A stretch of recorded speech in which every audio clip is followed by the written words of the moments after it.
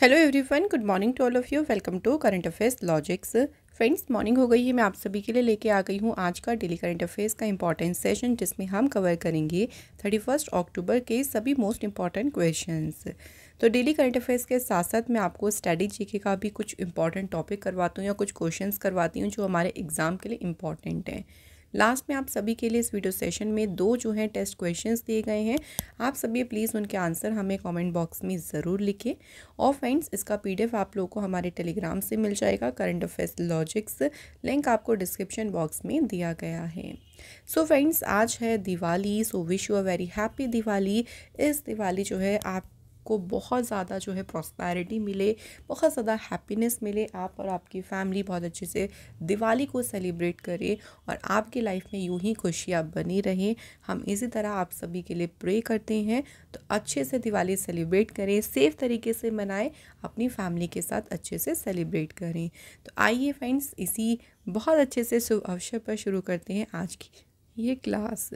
तो आज देखिए 31 अक्टूबर है, एक इम्पॉर्टेंट डे आज के दिन मनाया जाता है, जो कि हम जिसे कहते हैं नेशनल यूनिटी डे, राष्ट्रीय एकता दिवस। तो राष्ट्रीय एकता दिवस जो है ये आपका 31 अक्टूबर को सेलिब्रेट किया जाता है। इसको याद रखिएगा, वेरी वेरी इंपॉर्टेंट डे। इस दिन हम 31 अक्टूबर को ही क्यों मनाते हैं नेशनल यूनिटी डे? तो इस दिन बर्थ एनिवर्सरी होती है सरदार वल्लभ भाई पटेल जी की। तो सरदार वल्लभ भाई पटेल जी का जन्म हुआ था 31 अक्टूबर 1875 को। ये हमारी इंडिया के पहले डेप्यूटी प्राइम मिनिस्टर अपॉइंट हुए थे और पहले होम मिनिस्टर थे 1947 से 1950 तक।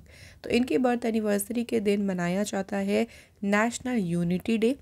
इस दिन को इंट्रोड्यूस किया था गवर्नमेंट ने, 2014 में से इंट्रोड्यूस किया था।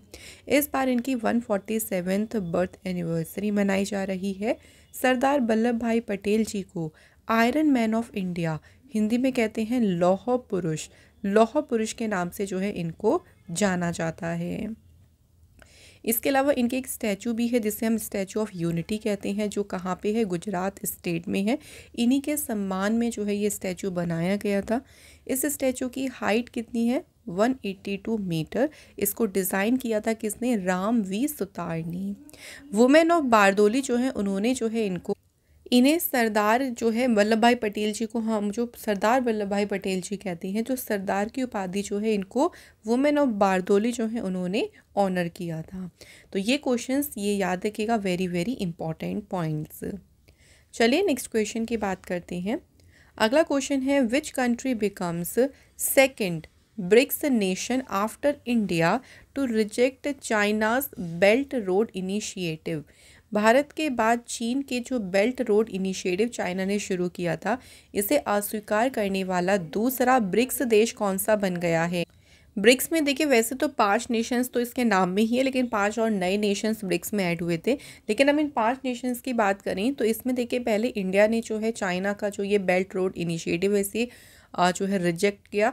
फिर इंडिया के बाद ब्राज़ील जो है दूसरी कंट्री बनी है, जिसने ब्रिक्स की दूसरी कंट्री बनी जिसने इस इनिशिएटिव को अस्वीकार किया है। जो ये बेल्ट एंड रोड इनिशिएटिव है, इसे चाइना ने लॉन्च किया था 2013 में। क्यों ये लॉन्च किया गया था? तो इसका मेन उद्देश्य था enhance global trade and economic connectivity through infrastructure development and investment in various country.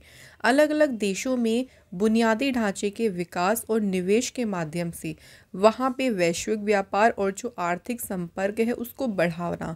तो इसी उद्देश्य से इस इनिशिएटिव को चाइना ने शुरू किया था।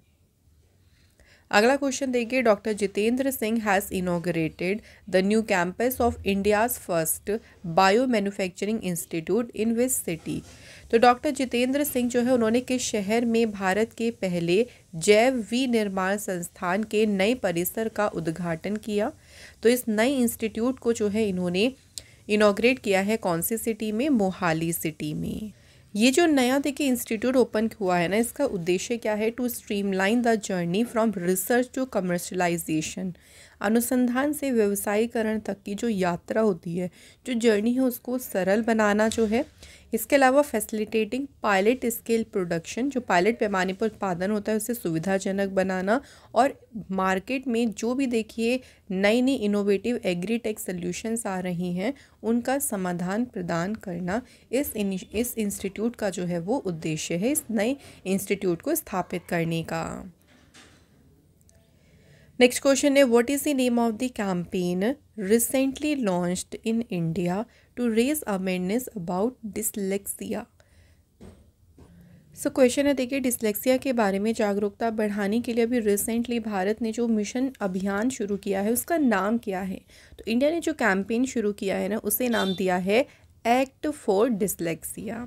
अभी इस कैंपेन से रिलेटेड एक और इम्पॉर्टेंट पॉइंट याद रखिएगा कि इस अभियान के तहत डिसलेक्सिया के बारे में जागरूकता बढ़ाने के लिए राष्ट्रपति भवन और संसद सहित दिल्ली के बहुत सारी जो मॉन्यूमेंट्स है उनको लाल रंग से रोशन किया गया, जैसा यहाँ पे पिक्चर में दिखाया गया ना, इस तरीके से रेड लाइट से जो है उनको इल्यूमिनेट किया गया, ताकि किसके बारे में अवेयरनेस करने के लिए, डिसलेक्सिया के बारे में। अच्छा, डिसलेक्सिया की बात करते हैं ना, तो डिसलेक्सिया में बच्चे को देखिए ना डिफ़िकल्टी होती है रीडिंग में, पढ़ने में उसको प्रॉब्लम होती है, बट ऐसा कोई ये बीमारी नहीं है। तो लोगों को इसी के बारे में अवेयर करने के लिए जो है ये पूरा प्रोग्राम जो है वो लाइट से किया गया था। अगला क्वेश्चन देखिए फ्रेंड्स, नेक्स्ट क्वेश्चन है, which state government has implement a राज्य विशिष्ट scheme to stop stubble burning. So पराली जो होती है, देखिए जो किसान पराली जलाते हैं ना उसे रोकने के लिए किस राज्य सरकार ने राज्य विशिष्ट योजना लागू की है। इस योजना को लागू किया है हरियाणा सरकार ने।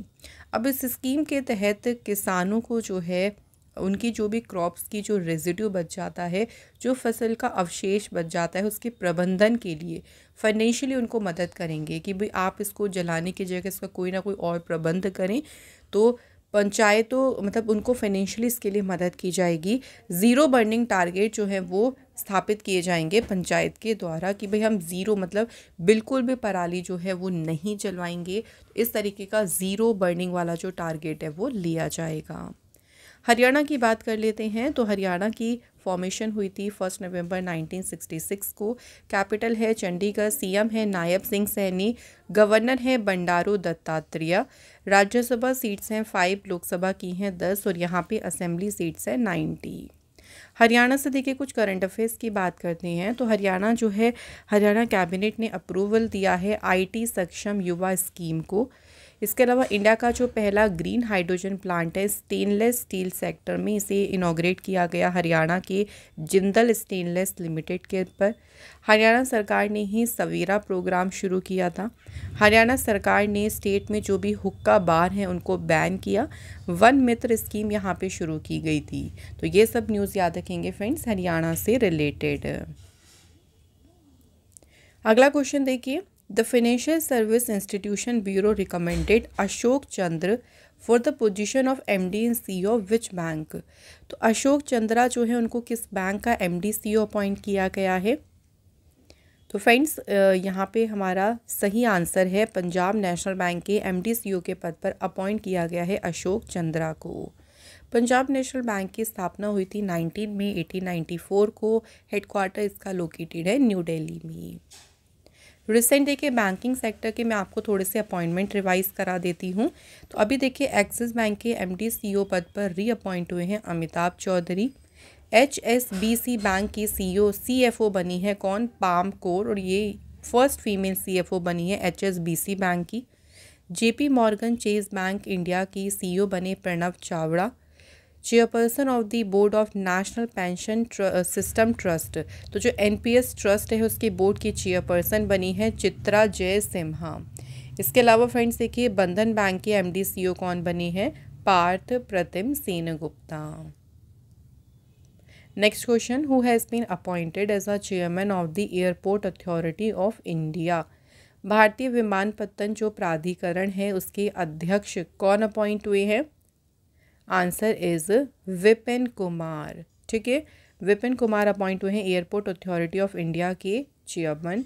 विपिन कुमार जो हैं आईएएस ऑफिसर हैं 1996 बैच के बिहार काडर से। एयरपोर्ट अथॉरिटी ऑफ इंडिया की स्थापना हुई थी 1 अप्रैल 1995 को। हेडक्वार्टर जो है इसका है न्यू दिल्ली में। Next question, who among the following has been given the highest civilian honour of the South Pacific nation of Fiji. अभी रिसेंटली दक्षिण प्रशांत राष्ट्र फिजी का सर्वोच्च नागरिक सम्मान किसे दिया गया है? तो ये ऑनर दिया गया है श्री श्री रविशंकर जी को। श्री श्री रविशंकर जी को क्यों दिया गया है? तो ये दिया गया है उनको जो मानवीय भावना, ह्यूमन स्पिरिट जो है उसकी अपलिफ्टमेंट, और जो भी कम्युनिटीज़ को एक तरीके से शांति और सद्भाव में एक साथ लाने में जो इनका कंट्रीब्यूशन रहा, जो इनका योगदान रहा, उसी योगदान के लिए उनको ये जो हाईएस्ट सिविलियन ऑनर है फिजी का, ये दिया गया है। नेक्स्ट क्वेश्चन देखिए, which female footballer won the women's ballon d'or award in 2024? किस महिला फुटबॉलर ने 2024 में महिला बैलन ड'ओर पुरस्कार जीता?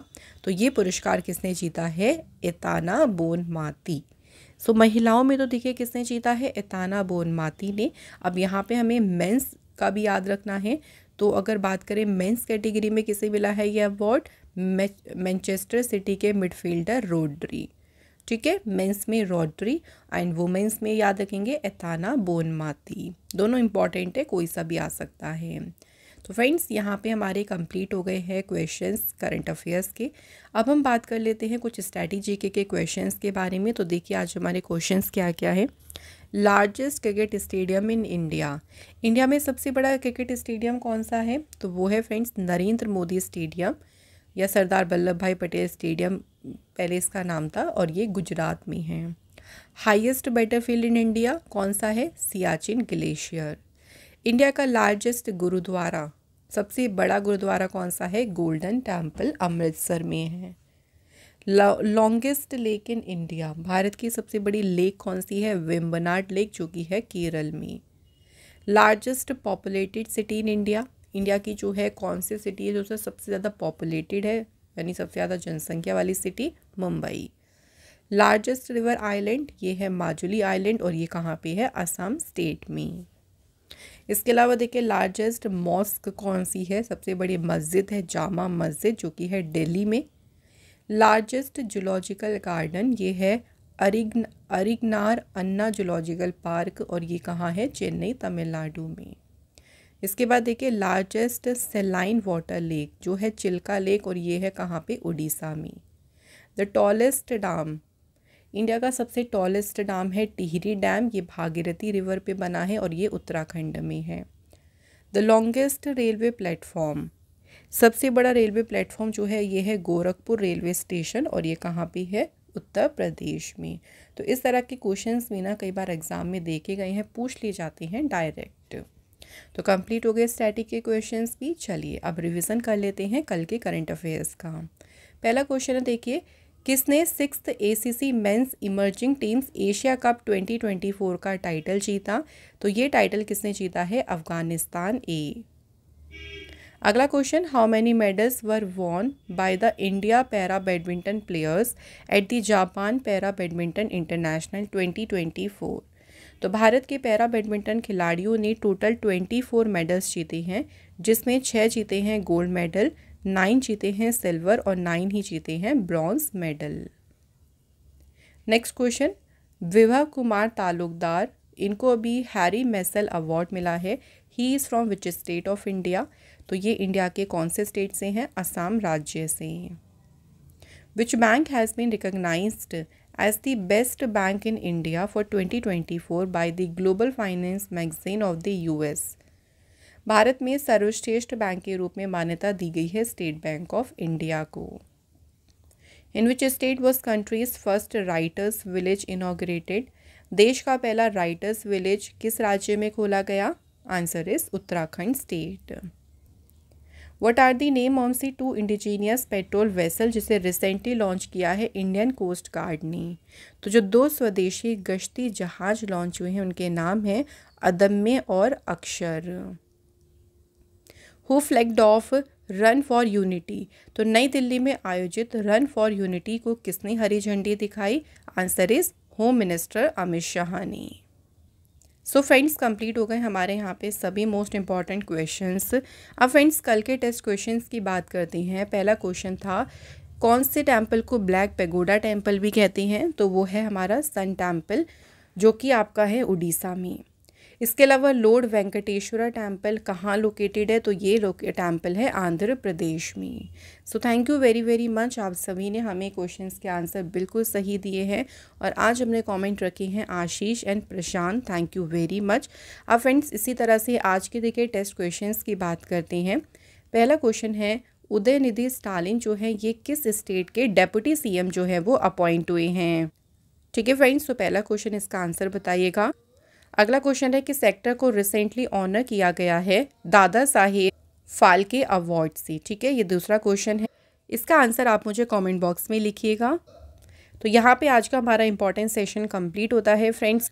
आज का सेशन आपको अच्छा लगा हो तो वीडियो को लाइक और शेयर ज़रूर करिएगा। और अगेन आप सभी को wish you very happy Diwali friends, safe है सिक्योर तरीके से दिवाली सेलिब्रेट करें। Thank you very much.